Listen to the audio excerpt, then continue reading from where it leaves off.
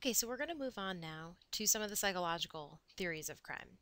And when we're talking about psychological theories of crime, what we're talking about here are theories that focus on how characteristics of an individual, specifically their personality or their mental traits, how those kind of characteristics might in some way indicate whether or not they're going to commit crime or make them more or less likely to commit crime.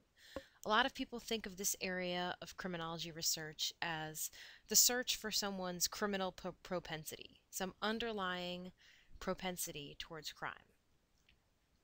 And in psychological theories of crime, what they're studying, the scientists who do research in this area are really studying the science of behavior and of thought processes and trying to measure and understand where those behaviors and thought processes come from.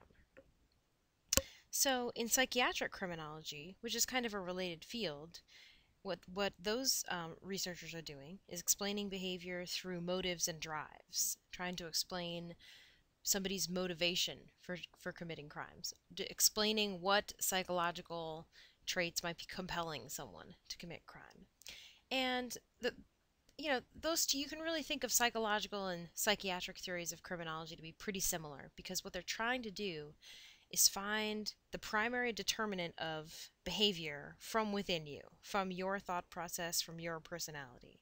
So, unlike all of the criminology theories that are based on a sociological perspective, which looks at you as a social being and interacting with others, this is all about your internal thought processes. And the four main areas that people do research in what we call psychological theories of crime are psychoanalytic theory, learning and behavioral psychology, personality traits and their link to crime, and investigating the link between someone's intelligence levels and crime.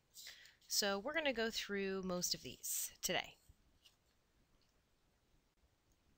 The first one that you kind of have to start out with if you're going to do an introduction to psychological theories in crime is talk about psychoanalytic theory. And psychoanalytic theory is based off of the work of Sigmund Freud. Now, just to give you some of the basics about what Freud had to say about our mental processes. The basics of Freud are that he believed that a healthy psyche, a person's healthy, normal functioning, depends on balance, interaction, a balanced interaction among the three main parts of the human psyche. So he basically named and described these three parts of the human psyche and made the point that when these three things are in balance with each other, that's when someone has normal, healthy functioning. So let's talk about these three parts. And again, for any of you who've taken any psychology classes, this should be a little bit review.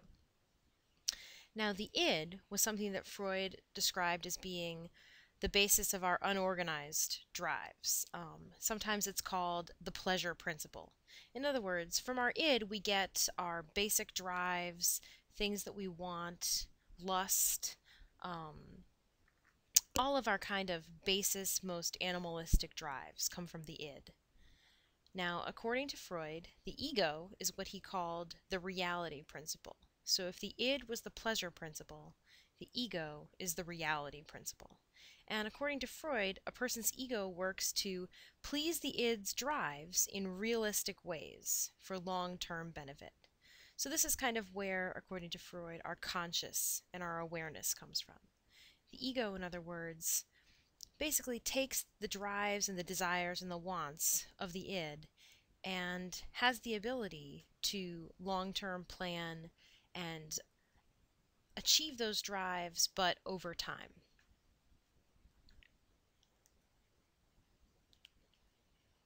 And the final part, according to Freud, was the superego. Now, according to him, the superego is something that's mainly unconscious and works really in contradiction to the id, because here is where, according to Freud, in the superego, where we house our moral ideals, our spiritual goals, our sense of right and wrong. If our conscious thought primarily happens in the ego and our basest drives happen in the id, the superego is where our moral compass is, our sense of right and wrong, our conscience. And according to Freud, the superego is really in charge of kind of regulating and managing what's going on between the id and the ego. Now, Freud wasn't somebody who talked a lot about crime and criminal behavior in his research, but people have used this idea of having a healthy, balanced psyche and have applied that to criminal behavior by saying that when any one of these things is out of balance, when there's conflict and imbalance between the id, the ego, and the superego, that's going to result in criminal, deviant behavior. So if you think about it, for example, let's say that your id is extremely out of balance. It's overactive. That would be somebody who could not control their basest needs, couldn't control the fact that they need immediate gratification for what they want, not being able to check your impulses. That would be someone who had an id that was extremely out of balance. And for people who believe in this area, any of these things being extremely out of balance could result in criminal behavior. Well, there's some problems with this idea which make it extremely hard to measure. First of all, the idea of being able to properly define and measure and account for these three parts of a human psyche is extremely difficult to imagine doing. Not a lot of people do research in this area. These are more just ideas that people base other things off of. Because as you can imagine, trying to actually measure someone's out of balance id or ego or superego is pretty difficult to do. And there's also a problem with empirical support. In other words, why don't all similar conflicts and things being out of balance result in criminality? Why doesn't everyone who has low impulse control commit crime? So there must be something else at work here than just this idea of a healthy, balanced psyche. So a lot of people have used Freud as a basis, as a jumping off point, but for the most part, you won't see a lot of psychoanalytic research being done in terms of criminal behavior.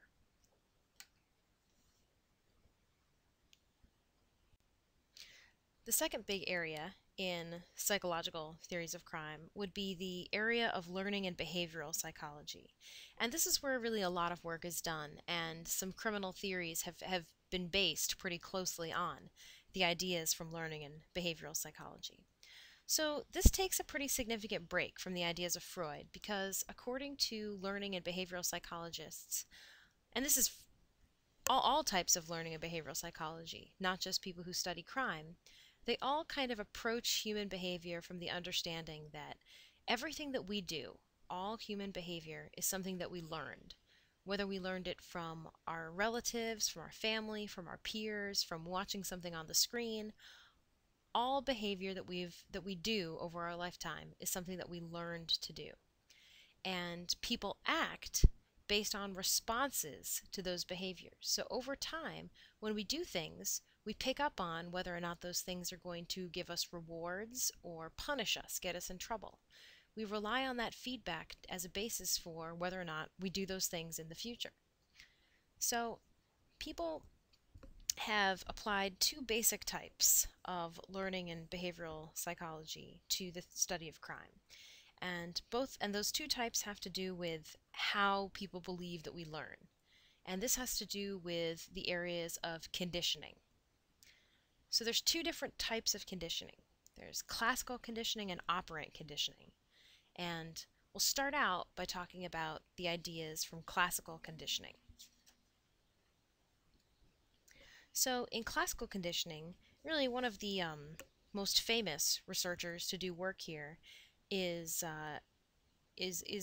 Pavlov. And what Pavlov did, for those of you who are aware of the research study that we now kind of describe as Pavlov's dogs, Pavlov trained dogs to salivate at the sound of a bell by feeding them right after ringing a bell.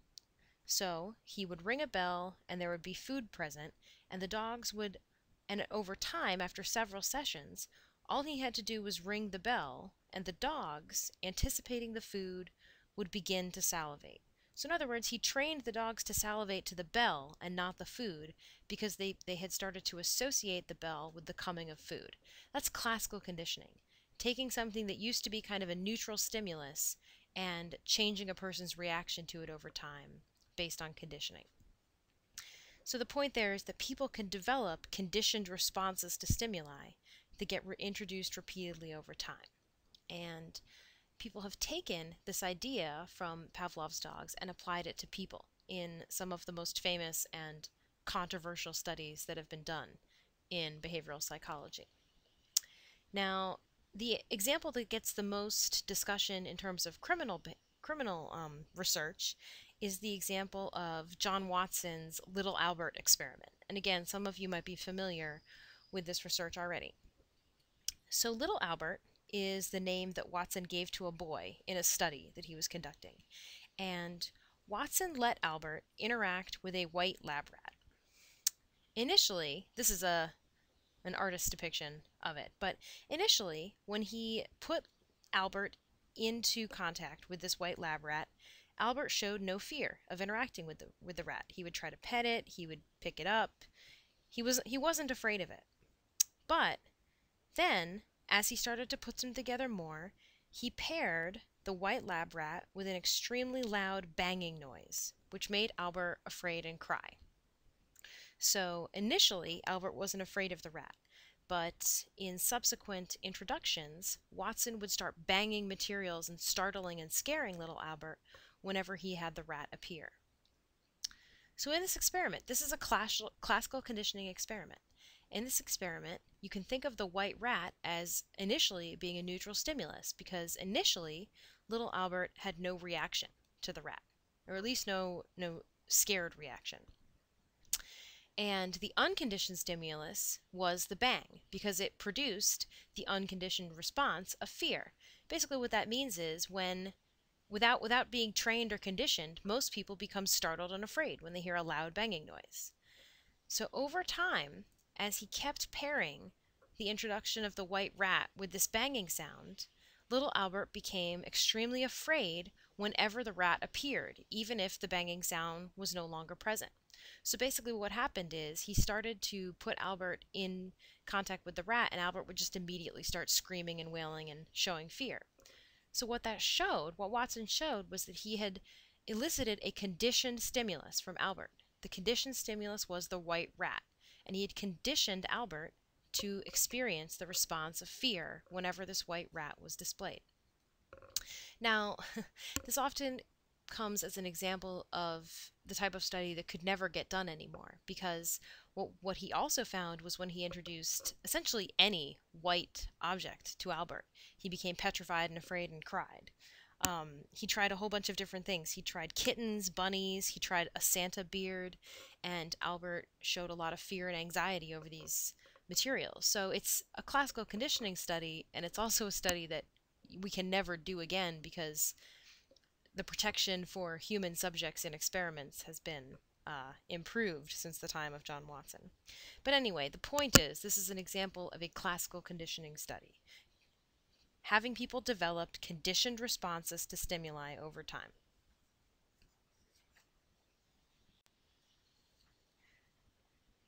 For those of you who have ever watched the television show The Office, there's an excellent example of classical conditioning that they put into the show a few years ago. Just to give you the backdrop of the scene that you're going to see when you click on the link to the Altoid experiment, you're going to see one character, Jim Halpert, condition one of his fellow workers, Dwight, to salivate at the response of a bell.